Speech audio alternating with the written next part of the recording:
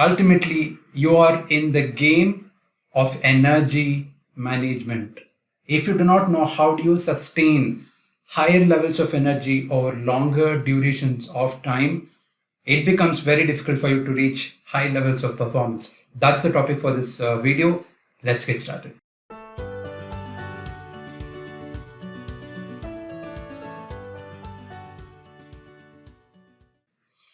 Hi there, this is Karthik. Super awesome to have you on my channel. Really happy to see you here.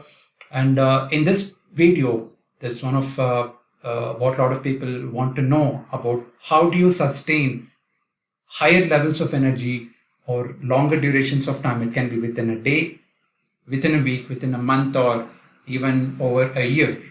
So that's the topic. All right. So I'm going to give you 6 ideas for you to start thinking about and start understanding how your energy is getting spent, or what are the ways for you to generate energy. Let's get going. So the first idea I want to share with you is I really want to ask you this question, and for you to know about yourself, that are you going really too fast? Are you like hitting the accelerator and just keeping it on for a long duration of time just because you want to really be hyper productive? And as high performers, we know that we constantly want to be productive. We want to do a lot of things, but are you going too fast? That's something I want you to think about. I really wanted to slow down a little bit and actually think about this and understand if you're unable to sustain that level of energy through the day, through the week, through the month. Maybe this is a question you have to start asking yourself: are you going too fast? Let me give you an analogy, all right? Let's look at this here. So think of this one, the analogy of a car. All right, let's say you have a car, and let's say this is the kind of goal that you have. What's the goal? The goal that you have with this car is to complete 2,000 kilometers. You're on a drive and I want to complete this 2,000 kilometers. Now you have 2 options, all right? You have 2 options. One is an optimal performance speed. That is the kind of the recommended speed that you know that you can push your car to, because this car is designed to reach 80 kilometers per hour as its optimal performance speed. And then let's say your current speed is 120 kilometers. Let's look at this, all right? Let's say you're cruising at 120 kilometers constantly, and the recommended top speed is 80, all right? So what happens here? Yeah, you might reach your destination in 16.6 hours. That's what you would take to hit that destination, 2,000 kilometers. But the risk, what are the risks of doing this, pushing beyond the limits like too often? The risk is there are higher chances that this engine of this car, which is designed to hit only 80 kilometers of speed, or the recommended top performance speed is 80 kilometers, but you've been pushing it constantly to 120. Well, the chances are, even before you hit the 1,500 kilometer distance, there are chances that this engine might burn out. Although you would have planned to reach the destination within 16 or within 17 hours. Performance gets degraded over long term. Even if you hit there, even if the engine can sustain for the first 2,000 kilometers, what happens beyond that? Because you still have a lot to cover, right? This 2,000 is not the only distance that you're going to be covering. You're going to be traveling much more beyond that when you're on a journey, when you're trying to go from one place to the next. And it also results in more service and downtime, isn't it? If you've been pushing the moving parts too much, what happens is you have to give it a lot of downtime for the engine to cool down, and also a lot of servicing time. So this is very much, we are aware when it comes to a mechanical object, a kind of a car or a vehicle. But when it comes to humans, there is also this element of emotions and feelings and all these things involved. That also becomes another parameter. So now let's look at the optimal performance level for a given design of a given car model. And let's say you're doing it at 80 kilometers, which is the recommended speed that you have seen. 25 hours to reach the destination. Yeah, you're going to go a little bit more slower. But the advantages here are you can sustain it at this speed for a longer duration. You can stay at this level of performance for long durations of time, right? Longer stretches, not just 2000, even beyond that, maybe for 4000, 5000, you can just keep doing this without too much of a downtime, without too much of worrying about the servicing. And if you are someone who follows F1, you know, right? So a lot of times in the F1 race, people don't push their car too much because their tire weighs down. And I'm not very sure of the rule. Let me know if you're an F1 follower and if you know the rules. You can only have some X amount of tire sets that you can change over the qualification and the race, right? And people try to save their tires while they're kind of pushing this car to the limits. Why? Because they know that there is a limit to performance. It's not just about this one race, it's about the whole season that they look at and plan on. Yeah, if you got it, just let me know in the comment box if you like this analogy of sometimes you really have to slow down, even as a high performer, when you know for a fact that you are unable to sustain your energy over longer durations of time. It can be just within a day, within a week, within a month. I think it makes sense to slow down. What do you think? Just let me know in the comment box if you're ready to analyze and then make a decision on top of that. Yeah, that's the first thing for you here. So that's the first thing where see if you're going too fast. The second idea that I want to share with you here, rather the question that I want to ask you here is, are there things that that you need not do? Like I said, a lot of times when we are pushing the limits, when you are trying to achieve higher levels of performance for ourselves, for people around us, we tend to constantly think about doing things, think about being busy. But a lot of times we understand that if you really want to be productive, you have to understand. I shared this with my community members in one of the hackathon sessions that being productive also means that do you know who are the beneficiaries of being productive? It can be you might be the highest beneficiary, or someone around you, they might be the highest beneficiary. And one of the kind of a sweet spot for you to find is you also have to be the beneficiary, plus someone else also need to be the beneficiary of the work. That's kind of the sweet spot to be in.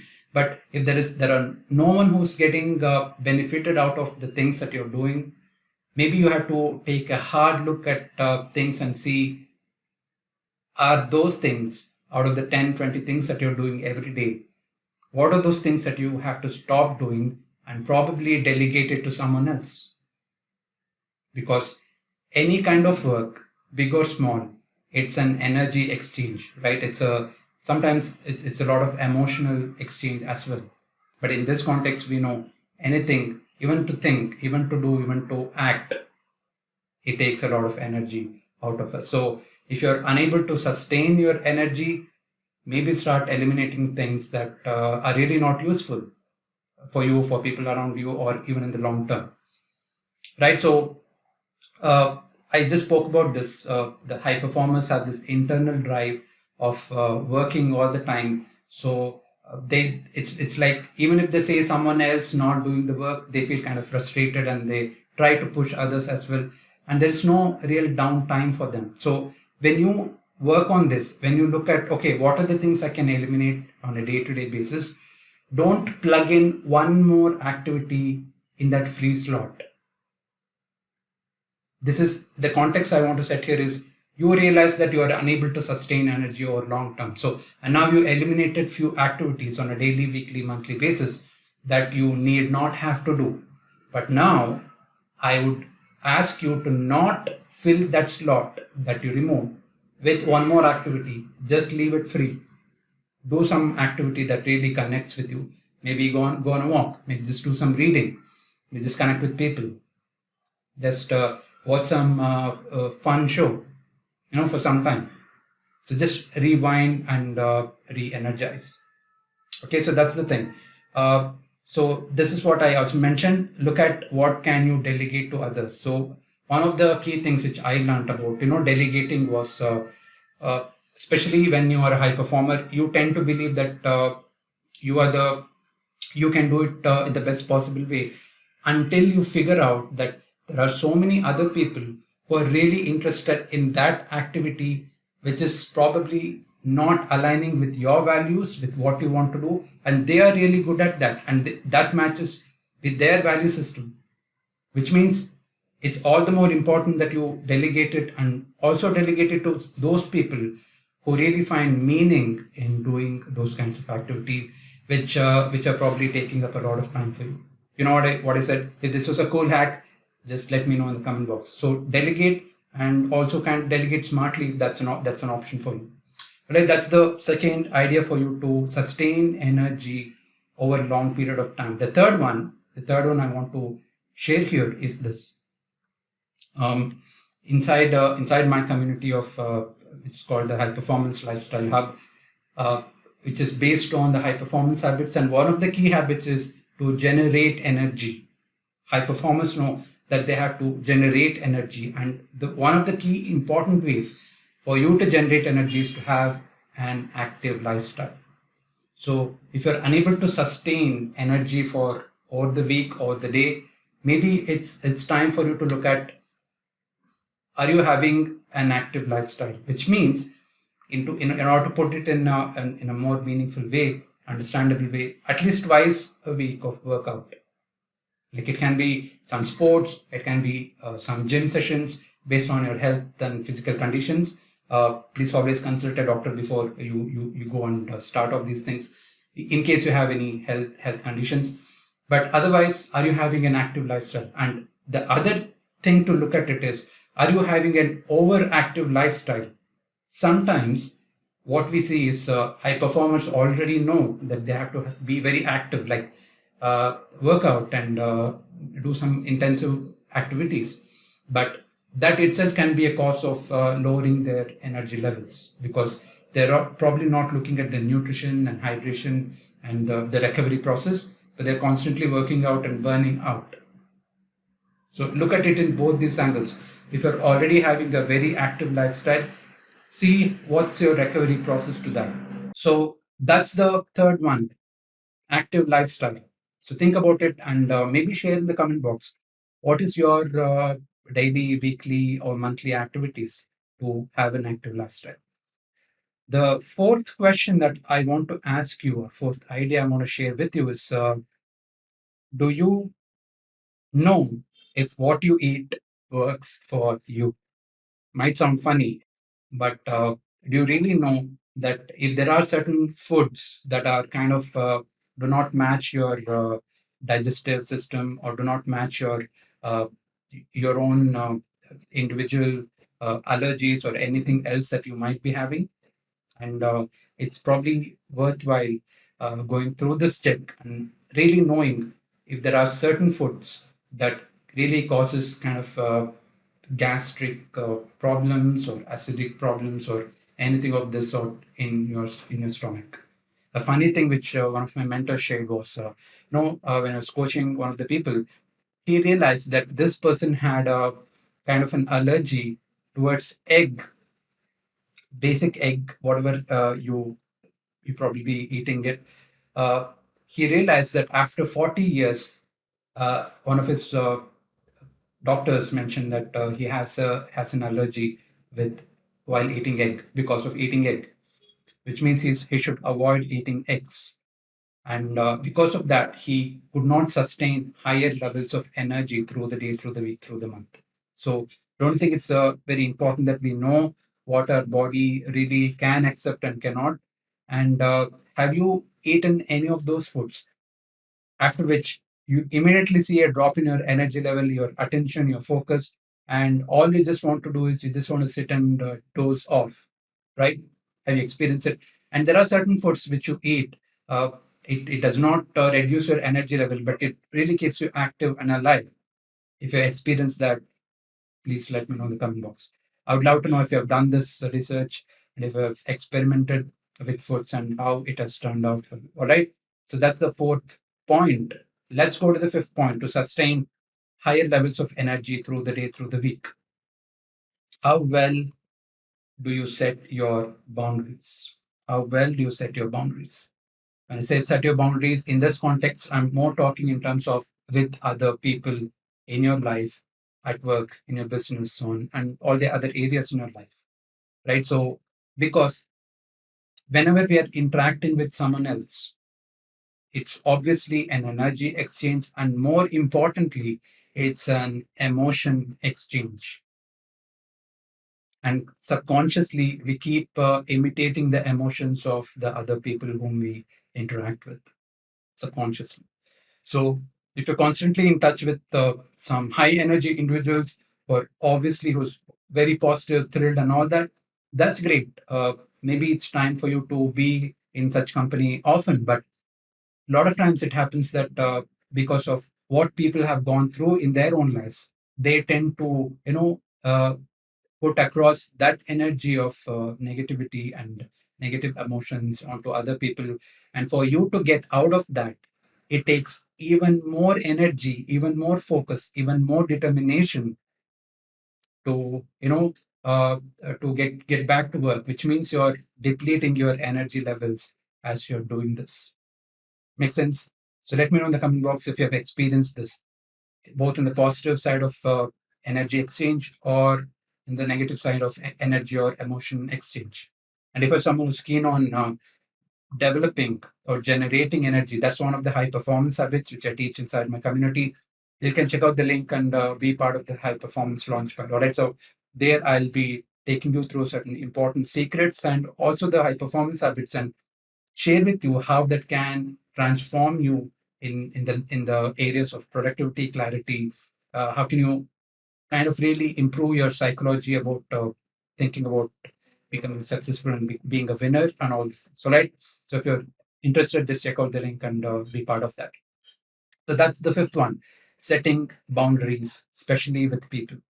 Okay. It's not about hating someone, but it's about you really understanding that you have to set the boundaries and be responsible for them. How do you set the context with people, if especially if you're working from home, or even in a uh, kind of a very tight situation where it's kind of stressful situation where a lot of people are getting stressed out, but you don't want that to come over to you. You know what I mean, right? So if you have experienced that, please share that in the comment box. I would love to know what were your experiences and maybe how you got out of that. All right, so that's the fifth one. The sixth one being what kind of mindfulness practice what kind of mindfulness practice do you have before starting an important activity, important task, and also during task switching? I want you to think about this. How many times in a given day do you keep switching between one task to the next to the next? How many times do you keep unlocking your mobile phone? How many notifications do you keep getting on your laptop, on your devices? How many times do you get interrupted by people? So, if you're doing something, if you get interrupted, and if you have to come back to that activity, one study shows that it takes 20 minutes for you to get back to that same level of focus, flow, and active working on that task. And more than that, it's again an energy depletion activity, right? You focus on something, now you have to really will your way. That means the batteries are depleting again, and therefore you have to expend so much more energy because you keep switching between tasks or you are multitasking. So, one of the things which I share inside my community is to help people really become unitaskers. Like in that amount of time, how can you focus on just one thing and just be done with that?